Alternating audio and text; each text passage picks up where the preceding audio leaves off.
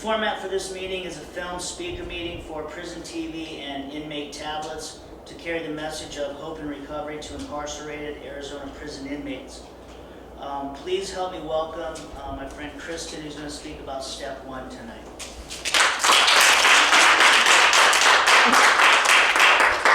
I was like, oh my God, I'm so nervous. My sponsor says that, I'm Christin, I'm an alcoholic and an addict. My sponsor says it's okay to be nervous because that means that God's going to speak through you to others. So step 1, like I was sitting back and I was thinking like, how am I going to explain this? But like my whole life I've been powerless over drugs, alcohol. And I always share in my story, like my number 1 addiction is men. So I can put the drugs and the alcohol down, but men it's just, you know.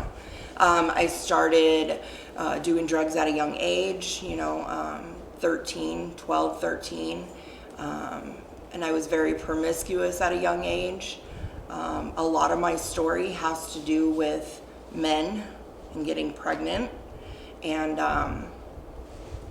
so just like a little backstory, my dad was in the military. We moved around a lot, and I ended up, I'd get comfortable, we'd move, I'd get comfortable, we'd move, and it was rough growing up as a kid. But I was picked on when I was younger, and high school sucked. Like I hated high school so much, and I just wanted to get out of it as fast as I could. And I ended up pregnant at 14, and I got an abortion, and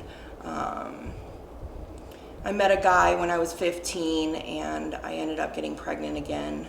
And in my head, like me being, I'm supposed to get married, and I'm supposed to, have this baby, and everything happens for a reason. And I end up getting married to this guy at 16, and so I end up having a miscarriage, and God does for us what we can't do for ourselves sometimes. I had already went through an abortion, and in my mind, I got pregnant for a reason. God wanted me to be pregnant, so I need to not take this baby's life. And I was 6 months pregnant, and I ended up having a stillborn. He fell out of me in the toilet, and it was very, very traumatic. In going through that, and my husband being by my side, and it brought up like a lot of feelings and emotions, and having to deal with, my son being stillborn, and, but I pushed through it, and end up finding out that my husband cheats on me, and I may have taken a knife and tried to cut objects off his body. Sure did. I was very close, but I was unsuccessful. And I can remember like the cops showing up, and again, this shows my powerlessness over this stuff, because the cop's like, oh my gosh, how old are you? And I'm like, 16. And he's like, and you're married? And I was like, yeah. And I had put my parents through so much hell, like growing up, that they were like, the minute I said I wanted to get married, they were like, sweet. He's going to be your guardian now. We don't have to deal with you, And my mom's like, I remember calling her, and the cop's like, look, like either your mom can come and get you. I know it's 2:00 in the morning. You guys have been fighting and stuff, but one of you is leaving. So my mom answers the phone, and I'm like, I need you to come get me. She's like, what did you do? And I was like, well, I tried to cut my husband's dick off.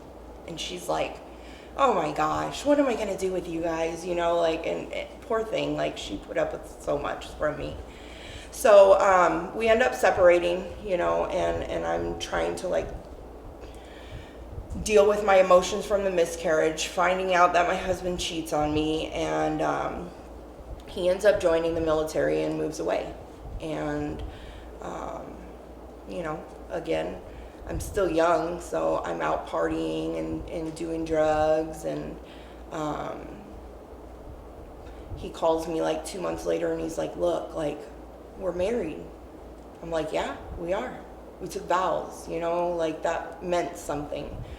And So I gave him another chance. You know, I had nothing going on here. I graduated high school a year and a half early because I wanted to push through it as quick as I could. So I go to Texas and I move over there, and lo and behold, you know, I'm there maybe a month and I'm pregnant again. I'm like, God, you got jokes, you know? You look at me, I get pregnant. I drink the water, I get pregnant.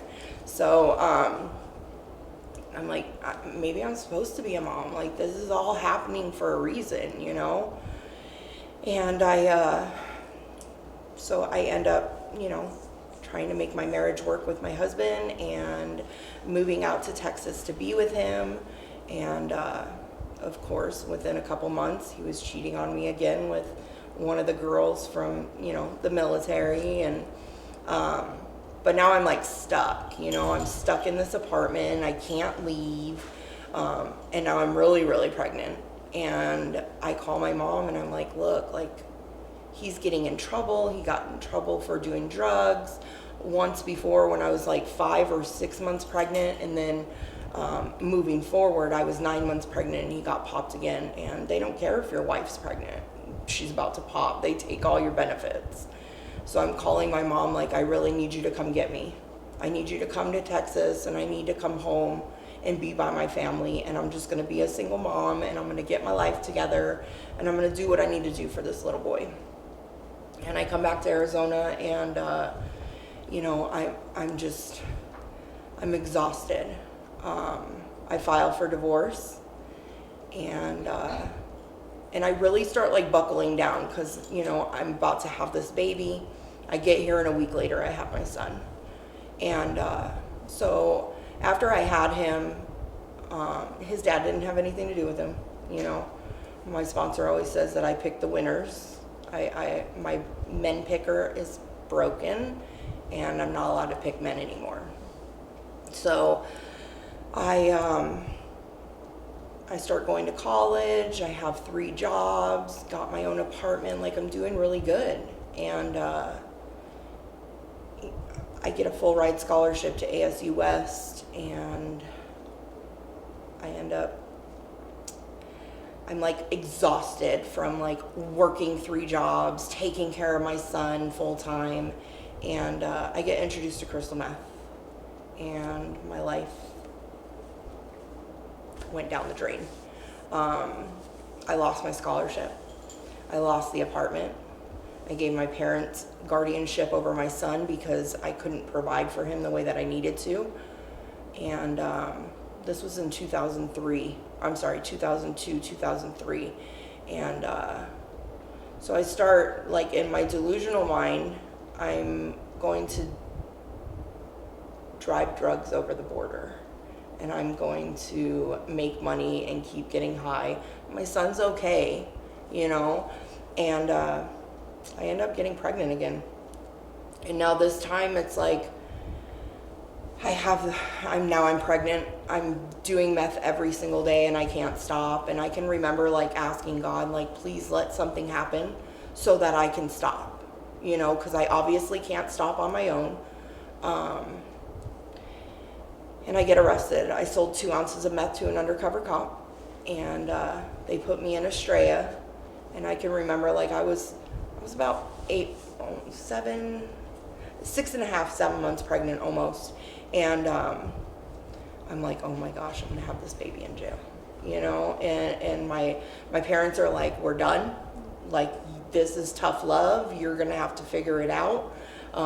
Whether you give your daughter up for adoption, we're not helping you. And I'm like, please, like, you know, like I'm thinking, oh, my baby's dad is gonna help me and he's gonna not let me have this baby in there. And I end up finally getting my parents to agree to letting me out. They bonded me out, and the stipulation was I was gonna find a rehab that I could go to bring the baby with me. And again, they had my son and he was okay, but now I have this new little baby. And so I go to rehab. Before it was called it was called Nova. Now it's called LifeWell. You can actually have the baby at the rehab with you, which was cool, you know. But I didn't want to get sober. I didn't want to stay sober, you know. And that just shows like how powerless I was. Like, I have a whole nother chance to be a mom to this little girl, and all I wanted to do was get high. So my parents come like Christmas weekend, and my mom was she enabled me a lot, like I could manipulate situations and get out of it, and my mom would be like, okay, just come home. And I'm like, Mom, this place is disgusting, they have bed bugs. And she's like, just get the baby, let's just go home. You can have her there, you can have her at the house, and you just got to go to meetings. And I'm like, score, like I don't want to be here anyway. So I get out and I go to my parents' house, and it's I manipulate situations and get what I want, and before I know it, I'm getting high again, and now I have this little baby though, and she's getting in the way of me getting high. And I had went to meetings for like a month, and I met this girl in the meetings, and like we clicked, and I was like, I said, I'm gonna be a lesbian because men are my problem and lesbians are gonna fix everything, you know what I mean? And so I become a lesbian, and she becomes my girlfriend, and we get high. It's like a revolving door. And she's a stripper, and like that was our thing. So we drop the kids off at the babysitter, go to the strip club for the night, and then come back the next day, pick up the kids, do it all over again. But then we started getting really high and like not remembering to pick up the kids, and like thinking that it was like, oh, I'll be back in 24 hours, and I'm 2 weeks later. Are you coming to get your kid? And I'm like, I just dropped her off last night. Like that's how bad I am in my addiction. And this little girl, like, she doesn't deserve that. She deserves a mom that loves her. And don't get me wrong, I love my children. I love them so much. But drugs and alcohol and men were more important, and females at the time, So I end up giving her up for adoption. I give her up to a family friend. It's an open adoption. That way, I'm still being able to be in her life, and she knows I'm her mom. And to this day, she still knows I'm her mom. She's 17, and we have an amazing relationship these days. So like I said, I'm doing the whole lesbian thing, and I meet this guy at the strip club, and I'm looking at her, and I'm like, sorry, like, I'm not a lesbian, like, I like guys, and I get with this guy, and I manipulate him, and he's 45, and I'm 23, and I'm like, look, like, we're gonna have a baby, because babies are gonna fix everything, and we're gonna build a life together. And little did I know, he's Hell's Angels and like tattoo artist, and I'm like, oh my God, he's the love of my life, and I can't live without him. And again, he was older and I was younger, and he had a vasectomy, so I conned him into going and getting a vasectomy reversal so that we can have a child together, because a child's going to fix everything. And I get pregnant within like 2 months, and my whole world comes crashing down on me. I find out that he's married with 2 children in California, and like when he would go to say he was checking on the tattoo shop in California, he was going to see his wife and kids. And I'm here in Arizona in our townhome, with our white little picket fence, and it broke my heart. I've had so many problems with men growing up that I'm just like, God, this is what I deserve, and I end up, again, men I'm powerless over, and I go from one relationship to another. I have this little baby, and she's my third. I'm like, this one is going to be it. Like, she's going to be the best thing that ever happened to me. I'm going to be the mom that I'm supposed to be. And I still have my other children in my life, but this is the one that I'm not going to screw up. I'm not going to do any of these other things that I did. And I did, you know. I got introduced in 2015. I got introduced to heroin and meth together and the needle. And it was 32 days. I lost the house, the car, the kids, everything. And that right there is how powerless I am over drugs and alcohol. I couldn't get sober, you know. I had DCS in my life, and I can remember like going through all that. And I can remember my daughter, she got taken when she was 10. She's gonna be 16 in April. And I can remember like her calling me the day before my court for my severance and adoption. And she's like, Mom. And I was back with another guy who was very abusive. Like, I just couldn't get away from it, you know. She's like, Mom, like, let's just start our life over. Like, we'll move and and I'm like, no, honey, like, it's gonna be okay. He's gonna change. We're gonna get through this. And she's like, no, Mom, we're not. Like, we're not. I'm not going back to you. And I did good, you know. I was really doing good for a while. I got sober, and I was like 9 months sober, and 3 weeks away from getting her back from DCS, and I ended up with a needle in my arm. And again, that right there just shows you, I couldn't even do it for my kids, you know.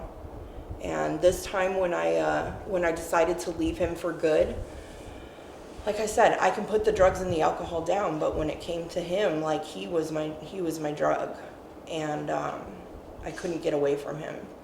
And the feelings that I felt of, like, you know, the way that he talked down to me and the things that he put me through, like, that's what I deserved, because I was a piece of crap, and, you know, and I left my children. And so I end up losing my daughter. She gets adopted by my little sister, and my life really went downhill. You know, I didn't want to live. I just wanted to die. I didn't understand, like, why I was still here. And I know now why I'm here. I'm supposed to be here. Like,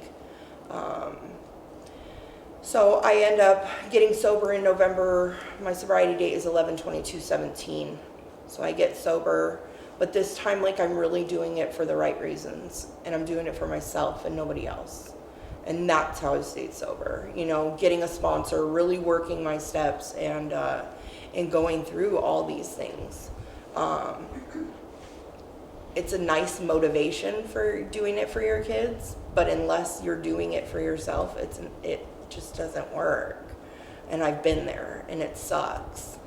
You know, I sponsor girls. I work in recovery. My life revolves around recovery. From sun up to sundown, my life revolves around recovery. And even though I'm 3.5 years sober, I still have to do meetings. I still have to call my sponsor. I still have to do step work, because I'm a shit show sometimes, you know? All I can say is that if you're new, like, stay, don't leave before the miracle happens. This program is very, very good. You just have to, you get what you put in. So if you're gonna go 50%, you're only gonna get 50%. But I'm living proof. Like, I've been through it all, you know. I didn't see my kids for 3.5 years when I was in my addiction. And now I have all 3 of my children in my life. I don't have physical custody of them, and I never will. But my kids call me every day. I talk to them every day. And then 2019, I met the love of my life. Like, something that I never even dreamed, like this, you know, when you do your step 4 and stuff, and they talk about, like, what you want your man to be, and I couldn't even write this on paper to make what this man is. And God put his little boy in our life. His mom is sick, and we got to get full custody of him. And now I get to be a mom to this little boy. And it was hard in the beginning, like, not being able to forgive myself, you know, for the fact that how can I be a mom to this little boy when I wasn't a mom to my kids? But God does for us what we can't do for ourselves. And that little boy needed me at this time, knowing that I'm a bigger and better person now. And I don't know, with that I pass.